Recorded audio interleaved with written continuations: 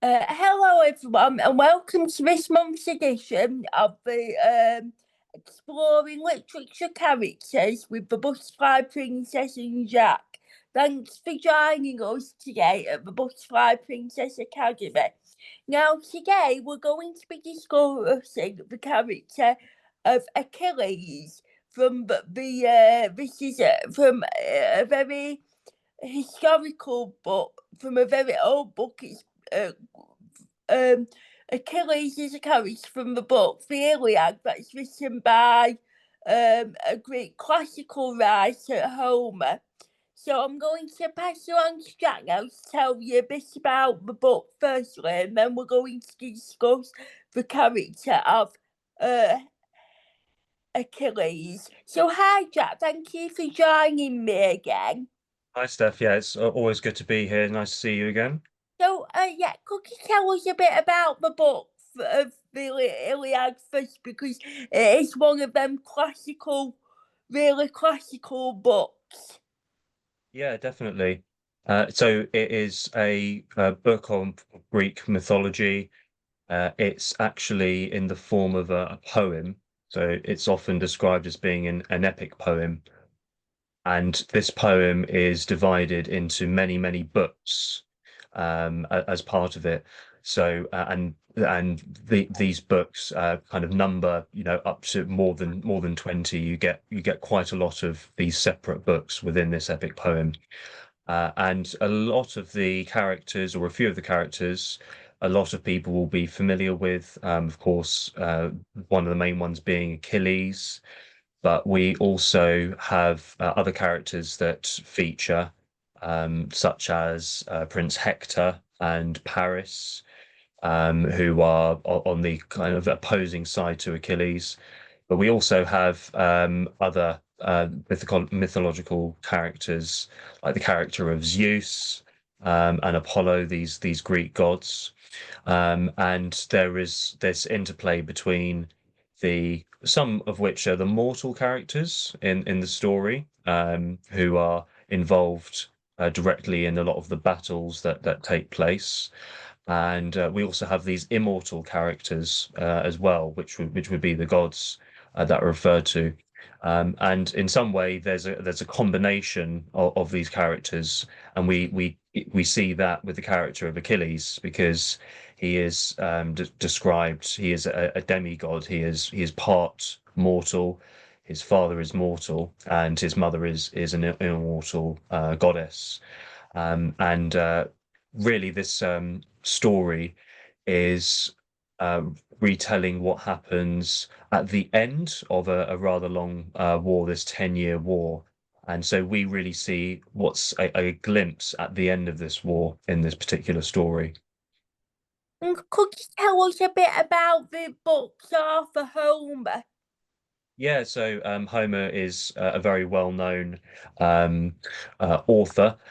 Supposedly, there is some debate with regards to the Iliad, for instance, as to whether it was written by a single author known as Homer, or whether it is actually written by perhaps several authors. There's lots of possibilities whether it started off as one author and then was maybe perhaps added to.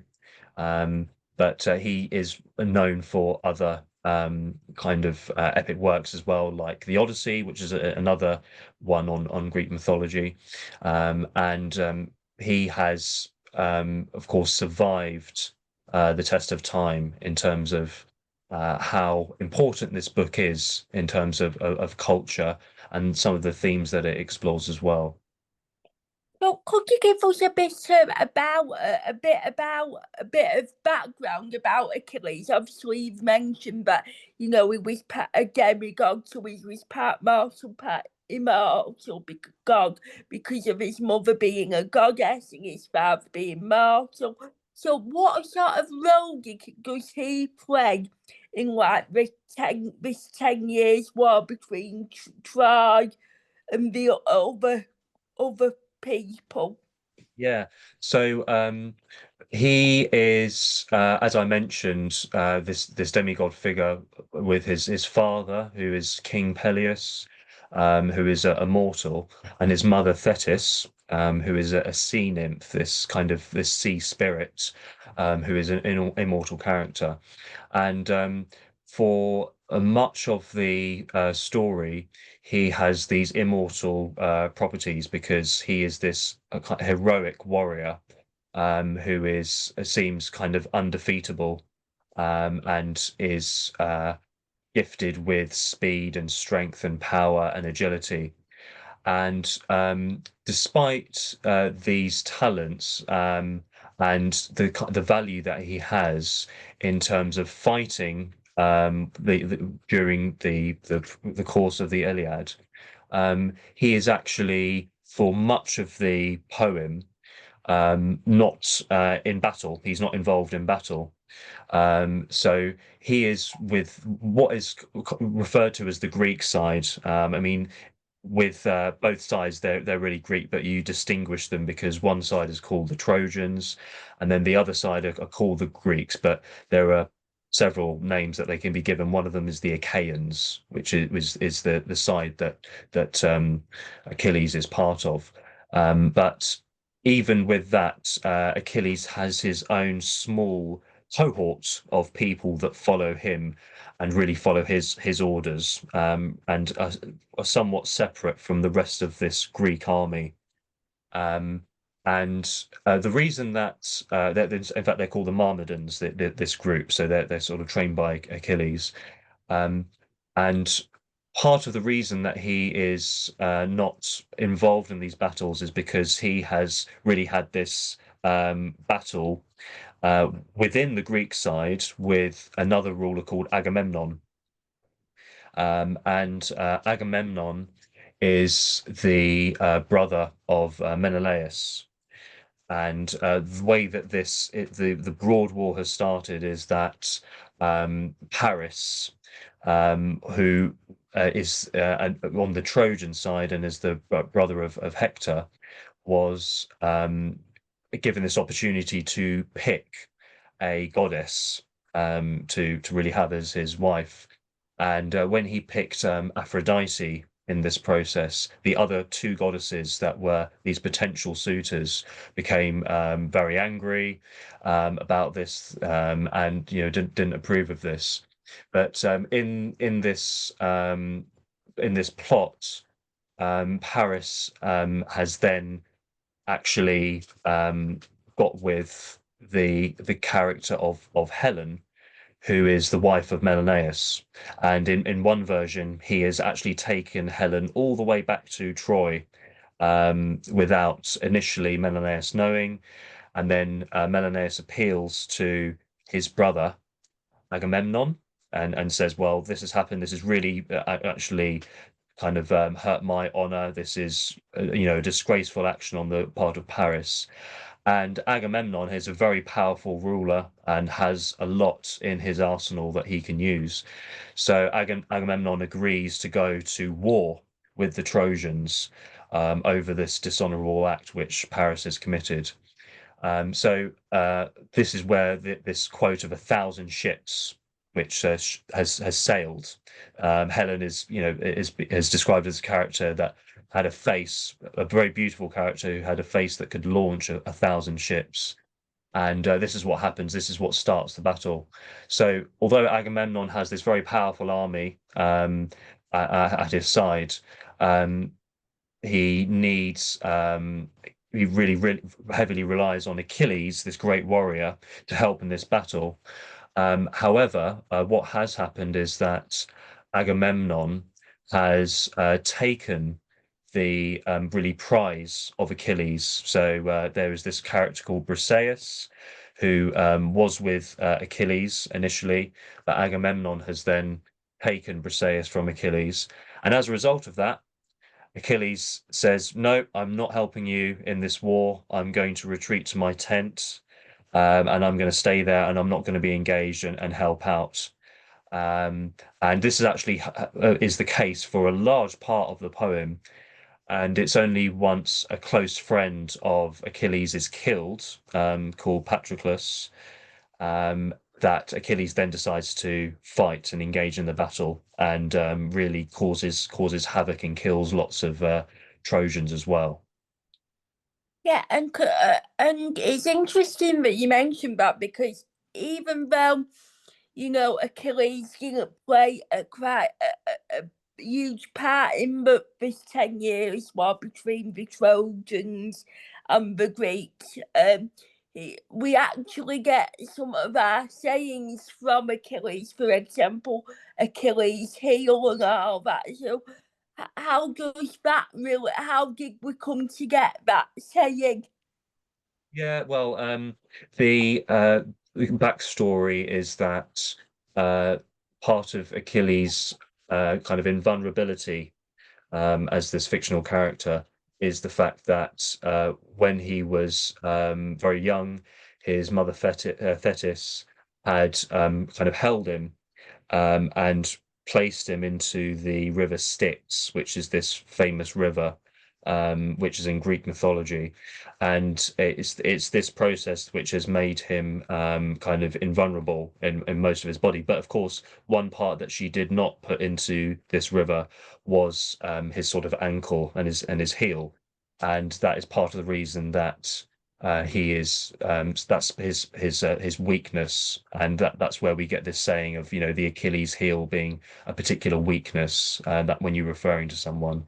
And of course we of course have the Achilles tendon, which is just named for in terms of human anatomy as well.